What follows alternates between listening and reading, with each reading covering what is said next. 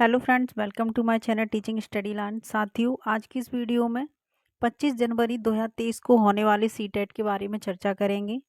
साथियों, आज की इस वीडियो में हम पर्यावरण अध्ययन पर बात करेंगे। तो चलिए दोस्तों, आज की वीडियो शुरू करते हैं। अगर आप चैनल पर पहली बार आएँ तो प्लीज़ चैनल को सब्सक्राइब कर लें और बेल आइकन को ऑन कर लें। तो आज की वीडियो का पहला प्रश्न देखते हैं।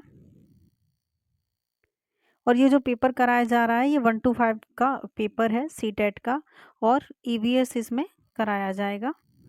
तो पहला प्रश्न है कक्षा वी की पाठ्य पुस्तक में गोलकोंडा के किले का मानचित्र छपा है। इस मानचित्र के दाहिने निचले भाग पर एक पैमाना छपा है जो इस प्रकार है। पैमाना 1 सेंटीमीटर इक्वल टू कितना दिया है, 110 मीटर। यदि इस मानचित्र पर फतेह दरवाजा और पेटला बुर्ज के बीच की दूरी 15.4 सेंटीमीटर है तो इन दोनों स्थानों के बीच की वास्तविक दूरी क्या है। तो इसका जो सही जवाब हो जाएगा वो हो जाएगा ऑप्शन 4, 1.694 किलोमीटर। इसको सॉल्व करके निकालना पड़ेगा। अगला प्रश्न देखते हैं।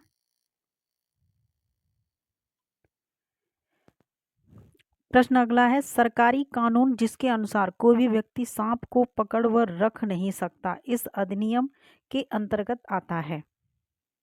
यहाँ पूछा गया है कि सरकारी कानून के जो आर्टिकल रखा गया है वो अधिनियम है। अधिनियम पूछा गया है कि कोई भी व्यक्ति सांप को पकड़कर रख नहीं सकता। जैसे हमने किसी का बता दिया कि उनके पास सांप है तो फिर वो उनको कानूनी मतलब कार्रवाई के तहत पकड़ा जा सकता है, गिरफ्त में लिया जा सकता है। तो ये वाला जो मतलब नियम है वो किस आर्टिकल के तहत आता है। तो इसका सही जवाब हो जाएगा वन्य जीव संरक्षण अधिनियम 1972। और ऐसे भी प्रश्न पूछा जा सकता है कि वन्य जीव संरक्षण अधिनियम कब आया, तो 1972 में, या फिर 1972 में कौन सा अधिनियम आया, तब भी आपको याद रखना है वन्य जीव संरक्षण अधिनियम आया। और वनों में क्या पाए जाते हैं, सांप पाए जाते हैं, तो सांप से इस तरीके से रिलेट करके इसको याद रखें। अगला प्रश्न देखेंगे। राजाजी राष्ट्रीय उद्यान कहाँ स्थित है। राजाजी राष्ट्रीय उद्यान कहाँ स्थित है। तो ये कहाँ पर है, उत्तराखंड में। कहाँ पर है, राजाजी राष्ट्रीय उद्यान उत्तराखंड में स्थित है। निम्नलिखित में से कौन सा अनवीकरणीय ऊर्जा का रूप है। अनवीकरणीय ऊर्जा का रूप है, तो इसका सही जवाब हो जाएगा प्राकृतिक गैस। प्राकृतिक गैस क्या है, एक अनवीकरणीय ऊर्जा का रूप है। अगला प्रश्न है प्रश्न नंबर 65। निम्न में से कौन सा केंद्र शासित प्रदेश बंगाल की खाड़ी के तट पर स्थित है। यहाँ क्या पूछा गया है कि केंद्र शासित प्रदेश ऐसा कौन सा है जो बंगाल की खाड़ी के तट पर स्थित है। आपका इस तरीके से मैप होता है, तो यहाँ है बंगाल की खाड़ी। तो यहाँ पूछा गया है कि इस बंगाल की खाड़ी के तट पर स्थित है लक्षद्वीप, नागालैंड और पांडुचेरी। इसमें एक और ऑप्शन था दादर नगर और हवेली, दादर नगर हवेली, दमन और दीव। तो ये सब थे, तो इसका राइट आंसर हो जाएगा पांडुचेरी। क्या है, पांडुचेरी जो है वो बंगाल की खाड़ी के तट पर स्थित है। अगला प्रश्न देखते हैं। प्रश्न नंबर 66। राहुल को जुकाम है, वह अपने पसंदीदा भोजन का स्वाद नहीं ले पा रहा है, यह किस कारण है। प्रश्न पूछा गया है कि राहुल को जैसे जुकाम है तो वो अपना पसंदीदा भोजन का स्वाद नहीं ले पा रहा है। जब हमें कोल्ड फीवर हो जाता है, जुकाम हो जाता है, तो हमारी जो स्वाद है वो थोड़ा चला जाता है। तो यहाँ कारण पूछा गया है कि कौन सा कारण है, किसके कारण उसे स्वाद नहीं आ रहा है किसी भी चीज़ में।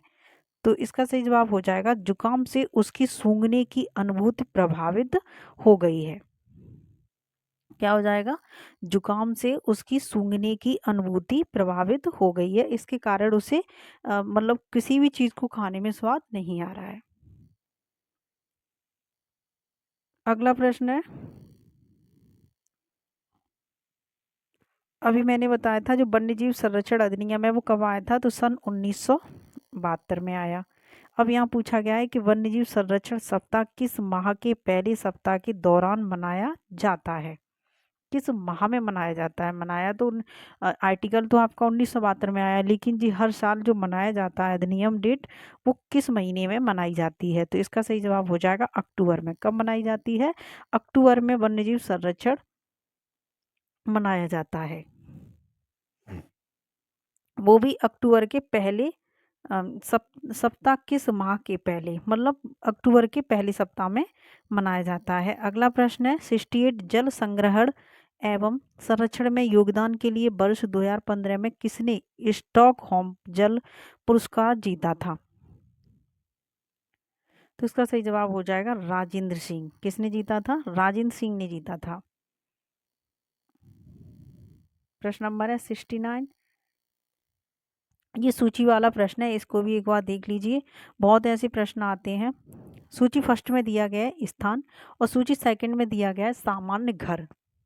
जैसे असम एक राज्य है, तो असम में किस तरीके के घर बनाए जाते हैं, इनको पढ़ लीजिए एक बार। घर पत्थर के बने जिनकी फर्श और छतें लकड़ी की बनी हैं।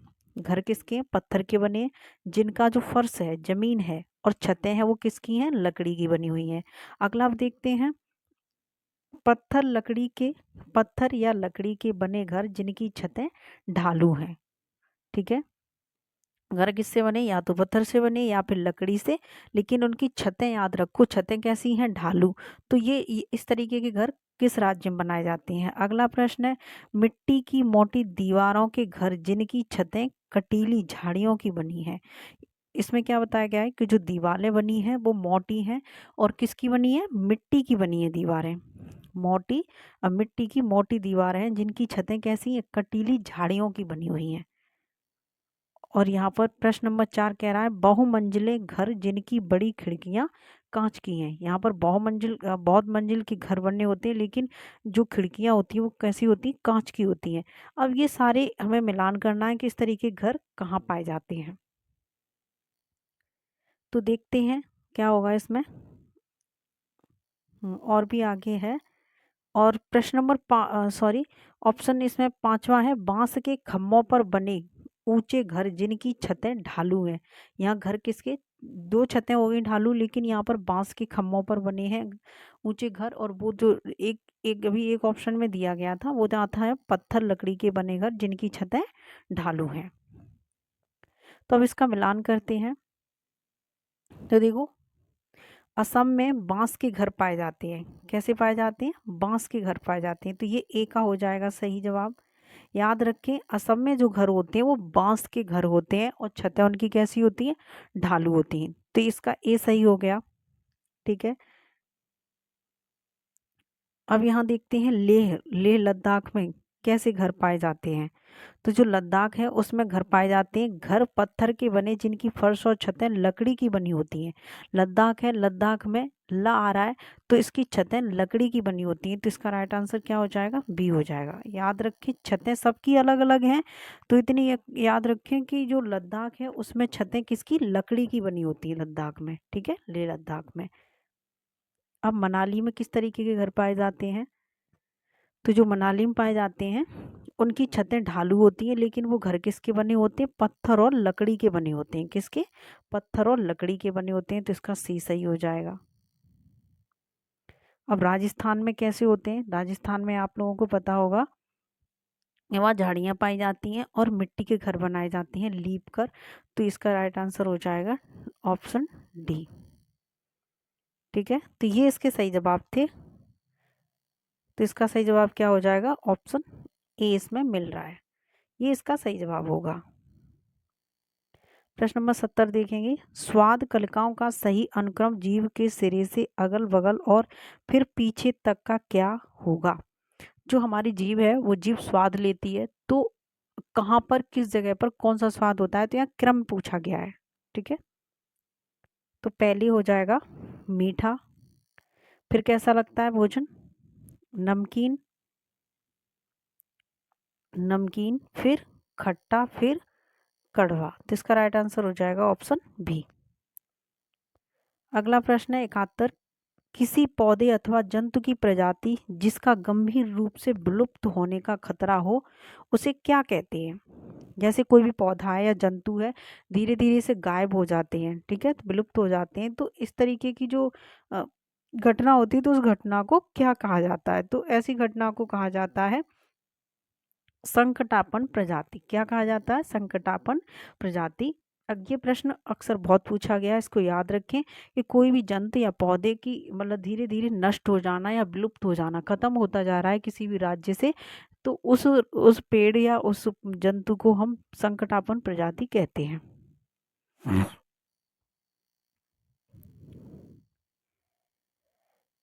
प्रश्न नंबर, हाँ 72 है प्रश्न नंबर। बृहत गिलहरी की प्रजाति पंचमढ़ी जीवमंडल आरक्षित क्षेत्र तक सीमित है और यह कहीं और नहीं पाई जाती है। कहाँ पर पाई जाती है? बृहत गिलहरी की प्रजाति पंचमढ़ी जीवमंडल आरक्षित क्षेत्र तक ही सीमित है, वहीं पाई जाती है और यह कहीं नहीं पाई जाती। ऐसी प्रजाति को क्या कहते हैं? तो ऐसी प्रजाति को कहेंगे स्थानिक प्रजाति। क्या कहेंगे? स्थानिक प्रजाति कहेंगे। प्रश्न नंबर 73 देखेंगे। नौसेना की परेड में लीडर के पीछे चलने वाली टुकड़ियों की संख्या होती है। नौसेना की जो परेड होती है तो उसमें जो लीडर के पीछे एक उसमें लीडर होता है जो सबको कंट्रोल करता है, तो उसके पीछे जो टुकड़ियां चलती हैं तो उसमें टुकड़ियों में कितनी संख्या होती है, ठीक है, प्लाटूनों की, तो उसकी उसकी संख्या होती है 4। कितनी होती है? 4। ये आयु के प्रश्न है। रोहन आमों की विभिन्न किस्में खरीदने के लिए फलों की मंडी में गया। रोहन द्वारा खरीदे गए आमों के सही समूह को पहचानिए। तो इसका सही जवाब हो जाएगा, मैं डायरेक्ट बता दे रही हूँ, वो हो जाएगा अल्फांसो, केसर, तोतापरी और नीलम। ये याद ही कर लें इसको, अल्फांसो, केसर, तोतापरी और नीलम। प्रश्न नंबर 75 है। कोई जनजाति एक ऐसे सुस्पष्ट लोगों का समूह होता है जिनकी अपनी जीवन शैली संस्कृति होती है। जाट जनजाति किस क्षेत्र या किस राज्य की है? जो जाट पाए जाते हैं वो किस मतलब राज्य में या किस क्षेत्र में पाए जाते हैं, ठीक है। तो इसके ऑप्शन क्या दिए? अंडमान निकोबार, झारखंड, नागालैंड और छत्तीसगढ़। तो यहाँ कौन सी जनजाति पूछी गई है? जाट जनजाति। तो ये पाए जाते हैं अंडमान निकोबार में। कहाँ पाई जाती है ये वाली जनजाति? जब अगर जाट जनजाति पूछी गई हो तो ये पाई जाएगी अंडमान निकोबार में। प्रश्न नंबर 76 है। विषय आवास से संबंधित अपने कक्षा 5 के छात्रों की एक दक्षता पहचानिए। खेत से बाजार से घर तक की खाद्य पदार्थों की यात्रा की रूपरेखा बनाना, मानचित्र की संकल्पना को तथा 2 आयामों में एक स्थान का चित्र से संबंध करना, कच्चे माल से तैयार उत्पादन तक की यात्रा का वर्णन करना, या फिर वनों के संरक्षण हेतु विविध जन आंदोलनों का वर्णन करना। यहाँ पूछा क्या गया है? आवास और कक्षा 5 के छात्रों के, क्योंकि पेपर ही है 1 to 5 वाला, तो यहाँ छोटे बच्चों नहीं, कक्षा 5 के बच्चों की बात की जा रही है। तो इसका जो सही जवाब हो जाएगा वो हो जाएगा मानचित्रण की संकल्पना को तथा 2 आयामों में एक स्थान का चित्र से संबंध करना, ठीक है, ये इसका सही जवाब हो जाएगा। अगला प्रश्न है। खाद्य के प्रत्यय पर अपने छात्रों का रचनात्मक रूप से आकलन करने के लिए आप निम्नलिखित में से कौन से कार्य का चयन करेंगे? यहाँ क्या पूछा गया है? खाद्य भोजन के प्रत्यय पर अपने छात्रों का रचनात्मक रूप से आकलन करने के लिए, ठीक है, तो आप किस मतलब किस कार्य का आप चयन करेंगे? तो ऑप्शन देखिए। पक्षियों द्वारा खाए जाने वाले विभिन्न खाद्य पदार्थों के चित्र बनाना, शाकाहारी एवं मांसाहारी की परिभाषा याद दिलाना, खाद्य पदार्थों से संबंधित विभिन्न मिथकों के बारे में कक्षा में विचार विमर्श करना, खाद्य स्वरूप खाए जाने वाले पौधों के भागों पर टेस्ट लिखना। तो देखिए इसका सही जवाब क्या होगा? क्या चित्र बनाने से, पक्षियों द्वारा खाए जाने वाले विभिन्न खाद्य पदार्थों के चित्र बनाने से क्या बच्चों का जो रचनात्मक या मूल्यांकन जो है वो हो जाएगा? नहीं होगा। चित्र बनाने से क्या है, और याद दिलाना, परिभाषाएं, परिभाषा एक नेगेटिव शब्द है तो ये भी नहीं होगा, ये भी गलत हो जाएगा। चौथा देखते हैं, खाद्य स्वरूप खाए जाने वाले पौधों के भागों पर टेस्ट लिखना। एक टेस्ट देने से बच्चों को क्या उनका रचनात्मक मूल्यांकन हो जाएगा, आकलन हो जाएगा, नहीं हो सकता, तो ये भी इसका गलत हो जाएगा। ऑप्शन 3 देखते हैं, खाद्य पदार्थों से संबंधित विभिन्न मिथकों के बारे में कक्षा में विचार विमर्श करना। हमें बच्चों में क्या करनी है, चर्चा करनी है। और जब हम किसी भी टॉपिक के ऊपर या किसी भी विचार के ऊपर जब बच्चों से बात करेंगे, ठीक है, तो बच्चे उसमें अपने अपने विचार विमर्श प्रस्तुत करेंगे। कोई बच्चा कहेगा कि ये वाला प्रश्न, मतलब ये वाला उत्तर सही है, ऐसा होना चाहिए। कोई बच्चा कुछ कहेगा, कोई कुछ कहेगा, उसका कोई एक रटन तो आंसर नहीं होगा। अलग अलग बच्चे प्रत्येक प्रश्न के बारे में, उस प्रश्न के बारे में अलग अलग उत्तर देंगे। तो यहाँ पर क्या होगा, आपस में चर्चाएं होंगी उस प्रश्न के ऊपर, ठीक है। तो हमें ऐसे ही ऑप्शन को राइट रखना है जिसमें कई प्रकार के आंसर हो या कई प्रकार के बच्चों के द्वारा दिए जाने वाले उत्तर हों। तो इसका राइट आंसर हो जाएगा ऑप्शन 3। 78 है, पर्यावरण अध्ययन में अवधारणाओं को प्रस्तुत करने की विधियों के चयन के लिए निम्नलिखित में से कौन सा सर्वाधिक महत्वपूर्ण कारक है। ठीक है, तो ऑप्शन देखते हैं, अवधारणा की प्रकृति, जीवंत अनुभवों की संबंधता, विद्यार्थियों की अधिगम प्राथमिकता या वरीयता, अधिगम संसाधनों की उपलब्धता। तो इसका सही जवाब हो जाएगा विद्यार्थियों की अधिगम प्राथमिकता या वरीयता, मतलब विद्यार्थियों को सीखने में जो प्राथमिकता दी जाएगी वो सबसे ज्यादा महत्वपूर्ण होगा। ठीक है, अगला प्रश्न है, पर्यावरण अध्ययन शिक्षण हेतु निम्नलिखित में से किस कारण से समूह चर्चा उपयुक्त विधि है। क्या पूछा गया है यहाँ पर, समूह चर्चा किस कारण से। अंतर व्यक्तित्व कौशलों का विकास होता है इसलिए समूह चर्चा उपयुक्त विधि है, या फिर बच्चे विभिन्नताओं का सम्मान करना सीखते हैं, बहुमुखी चिंतन एवं नवीन समाधान में सहायक है, या फिर विषयों के बीच की सीमाएं तोड़ने में सहायक है। तो इसका जो सही जवाब हो जाएगा वो हो जाएगा बहुमुखी चिंतन। मतलब बच्चा कई प्रकार से ऐसे प्रश्नों में मतलब क्या कर सकता है, जब हम समूह में चर्चा कराएंगे, बच्चों को एक साथ बिठाएंगे, कई तरीके के, कई समाज से, कई आर्थिक समस्याओं से आने वाले बच्चों को जब हम एक साथ बिठाएंगे, उनकी अलग अलग मातृभाषा होगी, तो वहाँ बच्चे अपने समूह से सीखने की कोशिश करेंगे। अलग अलग विभिन्नताओं वाले बच्चों के साथ बैठकर वो अपनी जब चर्चा करेंगे तो अलग अलग उनके मतलब थॉट्स निकलेंगे, विचार होंगे, तो वहाँ पर क्या होगा, बहुमुखी चिंतन होगा, अलग अलग तरीके से होगा। तो हमें ऐसे ही ऑप्शन को सही रखना है, बहुमुखी चिंतन एवं नवीन नए समाधान में सहायक है।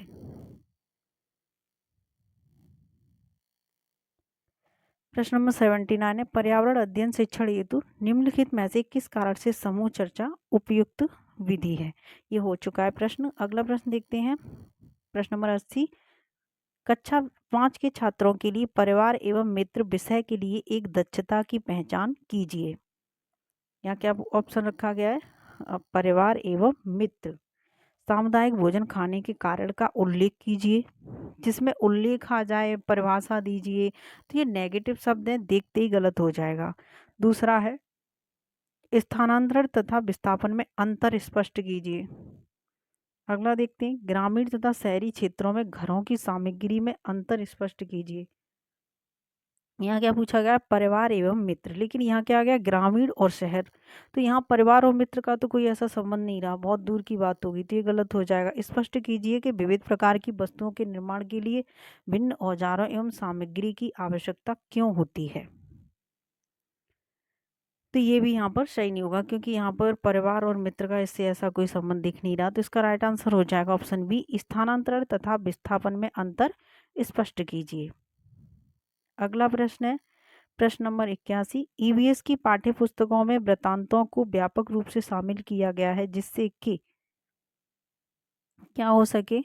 ऑप्शन है आपके, एनसीएफ 2005 के निर्देशों का पालन हो, मूलभूत प्रत्ययों की समझ को बढ़ावा मिले, मूलभूत प्रत्ययों को सीखने में आनंद मिले, छात्रों में संप्रेषण के कौशलों का विकास हो। ठीक है, तो इसके सभी सही लग रहे हैं, एक बार फिर से देख लीजिए। एनसीएफ 2005 के निर्देशों का पालन हो, ये राइट है ऑप्शन। ठीक है, बी है मूलभूत प्रत्ययों की समझ को बढ़ावा मिले, ये भी सही है। ऑप्शन सी है मूलभूत प्रत्ययों को सीखने में आनंद मिले।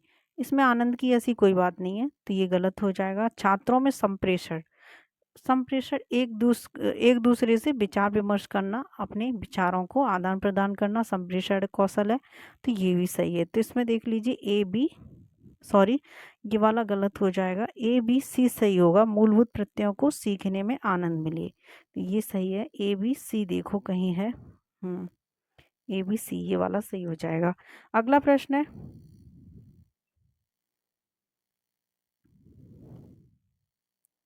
निम्नलिखित में से कथन समेकित मूल्यांकन की विशेषताओं का वर्णन करते हैं, तो इसमें कौन सा सही होगा देखो एक बार। यह निर्धारित मानदंड के आधार पर बच्चे के कार्य की गुणवत्ता की जांच करना है। यह सीखने के दौरान बच्चे की उपलब्धि की गुणवत्ता को परखना है। यहाँ पर क्या पूछा गया है, मूल्यांकन की विशेषताओं का वर्णन करते हैं। यह एक बच्चे की उपलब्धि की तुलना दूसरे बच्चों की उपलब्धि से करता है। क्या ऐसा सही है? हमें किसी भी बच्चे की उपलब्धि या किसी से हमें कंपेयर नहीं कराना है, तो ये गलत हो जाएगा। ठीक है, ऑप्शन डी क्या कह रहा है, यह एक बच्चे की प्रगति की तुलना स्वयं की पिछली प्रगति से करना है, तो ये बात कहीं तक सही भी है। एक मिनट, कौन सा प्रश्न है ये, हाँ अब इसको देखें। यह एक बच्चे की प्रगति की तुलना स्वयं की पिछली प्रगति से करना है, इसमें तुलना शब्द आ गया तो ये भी गलत हो जाएगा। सी हमारा सही था, सॉरी इसमें सी सही नहीं होगा।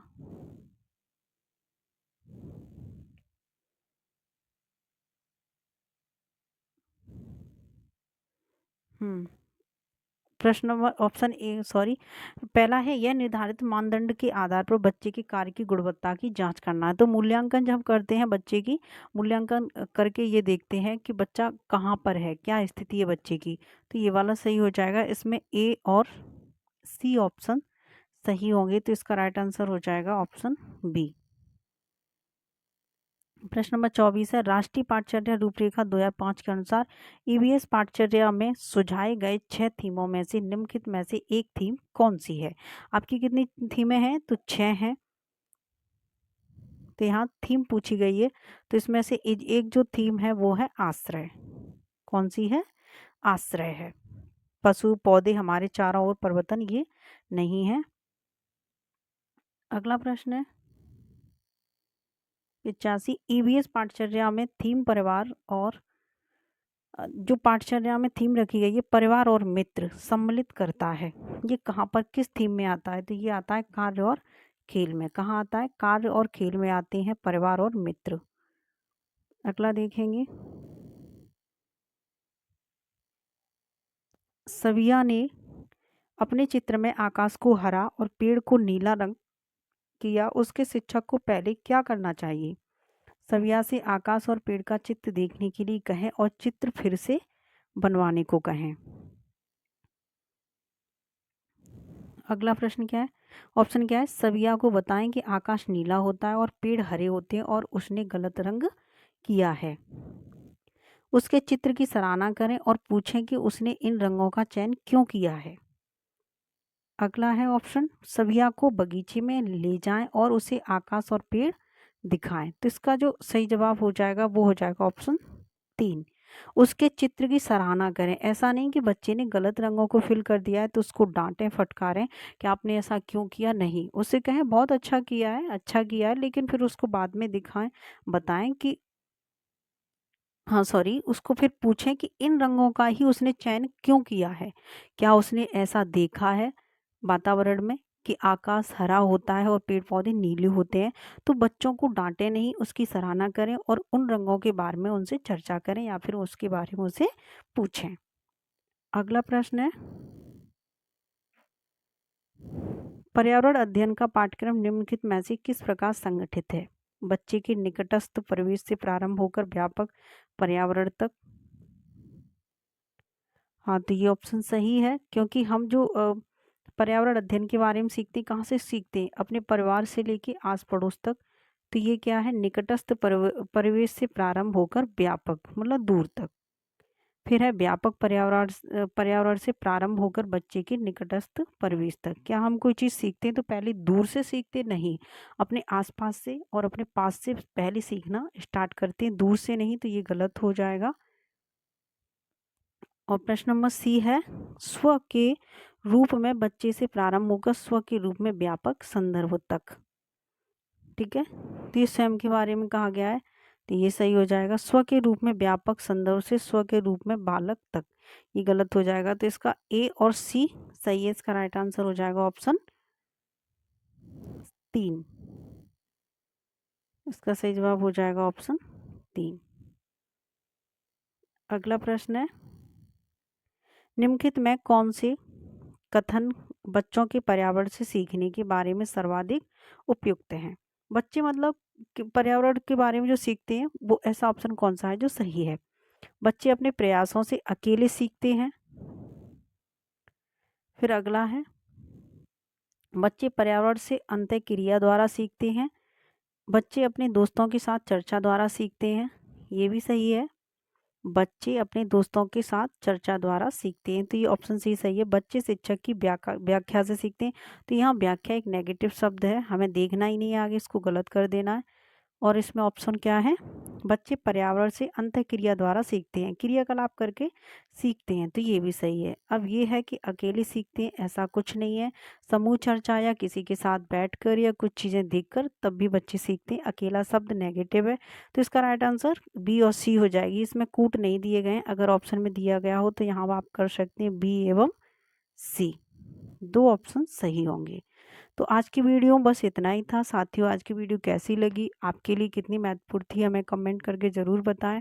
तो चलिए दोस्तों, आज की वीडियो में बस इतना ही था, फिर मिलते हैं अगली वीडियो में। धन्यवाद साथियों।